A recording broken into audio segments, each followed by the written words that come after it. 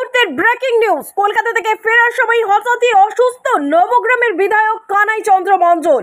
হ্যাঁ, আপনারা ঠিকই শুনছেন, কলকাতা থেকে ফেরার সময় হঠাৎই অসুস্থ হয়ে পড়ে নবগ্রামের বিধায়ক কানাই চন্দ্র মণ্ডল। ভর্তি বর্ধমান মেডিকেল কলেজে। মুর্শিদাবাদের নবগ্রাম বিধানসভার বিধায়ক কানাই চন্দ্র মণ্ডল মহাশয় বিধানসভা স্ট্যান্ডিং কমিটির মিটিং শেষ করেই কিন্তু ফেরার পথে হঠাৎই অসুস্থ হয়ে পড়েন এবং ওনাকে তৎক্ষণাৎ বর্ধমান মেডিকেল কলেজ ও হাসপাতালে ভর্তি করা হয়। খবর পেয়ে বর্ধমান হসপিটালে ছুটে যান বর্ধমান দক্ষিণের বিধায়ক খোকন দাস, কাউন্সিলর সাবাউদ্দিন খান সহ তৃণমূলের কংগ্রেসের অন্যান্য নেতৃত্ববৃন্দ। সর্বশেষে পাওয়া খবর তিনি এখন আগের থেকে একটু সুস্থ রয়েছেন।